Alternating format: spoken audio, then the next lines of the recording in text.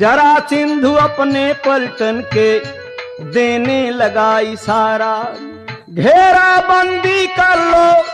घेरा डारो चारों तरफ से, दुश्मन के ललकारा, रण से भगो न पाहवाई पाजी दुश्मन, हैरनवा कैले रानी